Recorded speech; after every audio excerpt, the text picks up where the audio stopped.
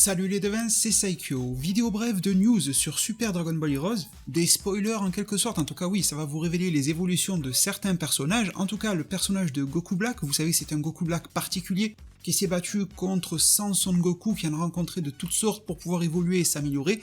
Il va bénéficier de 2 transformations supplémentaires.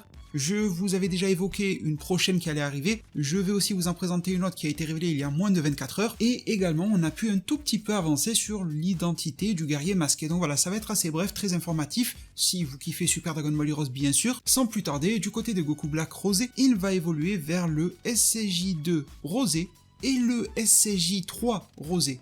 Et nous en avons eu les visuels, le SCJ2 Rosé dans un trailer, et le Super Saiyan 3 Rosé est apparu sur la borne d'arcade au Japon avec le visuel qui est présenté dessus. Donc il n'y a pas de doute, cela arrive, en tout cas c'est un visuel clé de la borne d'arcade qui a fuité, et on peut y voir qu'il va atteindre le stade de SCJ3. Surtout que ça fait combien d'années que des fans s'y essayent à faire des artworks comme ça. Je vais essayer de vous montrer des visuels que des fans avaient fait à l'époque de l'Arc Black. Déjà tout le monde y pensait, qu'adviendrait-il s'il évoluait en SCJ2 Rosé, SCJ3, SCJ4, peut-être que Heroes le fera d'ailleurs le SCJ4. Il y avait même des concept art amateurs de Ozaru.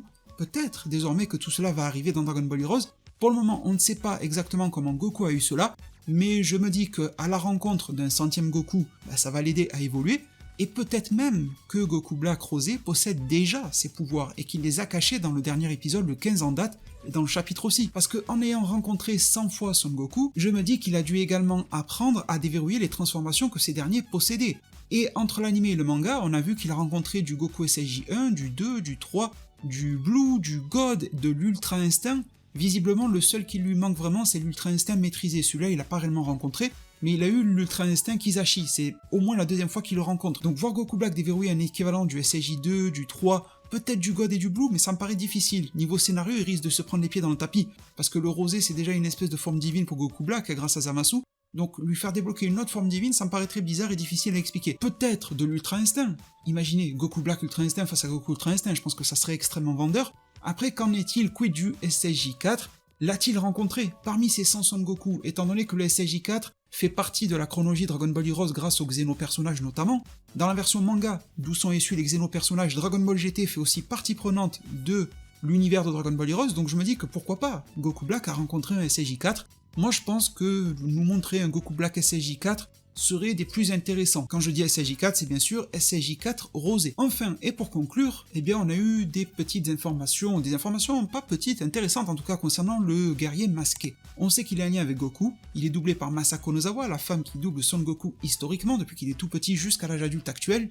Alors à la fin de l'épisode numéro 15, il est apparu 2 personnages assez mystérieux, on se doute que ce sont des Goku alternatifs, Gohan, Krillin, allez savoir, mais des personnages qui portent la tenue de l'école de Tortue Géniale, donc ça on verra bien ce que cela donne.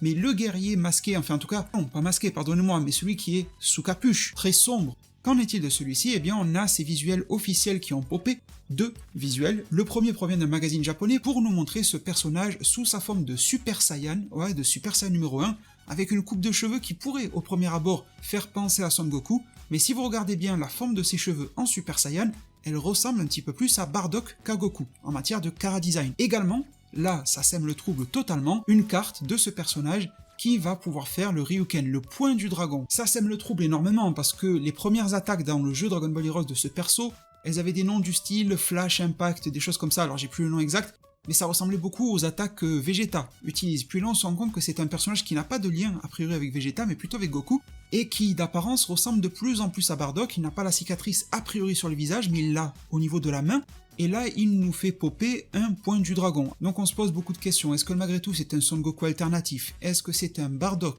alternatif qui aurait appris le point du dragon d'une manière ou d'une autre ?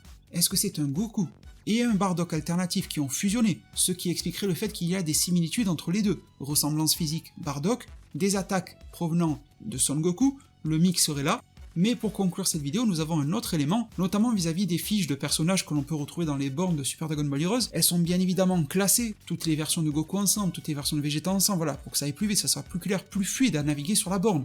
Et quand vous naviguez les Bardock, les variantes de Bardock, vous vous retrouvez en plein milieu avec le guerrier masqué. Il n'y a pas plus d'informations à ce sujet, mais malgré tout, ça nous met encore plus sur la piste d'un Bardock alternatif, malgré le point du dragon, étant donné qu'il nous est dépeint, montré officiellement comme une forme alternative de Bardock.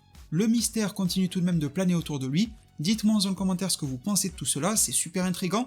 On se retrouve très bientôt avec des informations concernant la date de sortie du prochain épisode, peut-être des leaks, des spoilers issus de la borne d'arcade des jeux vidéo, ou bien de magazines, ou voire même du prochain chapitre du manga. Comptez sur moi pour vous partager toutes ces informations-là. N'hésitez pas à vous abonner, à activer la cloche des notifications, à mettre un maximum de pouces bleus, ça m'aidera de ouf. Merci encore une fois pour tout, prenez tous extrêmement bien soin de votre futur, et à plus pour de prochains arts divinatoires.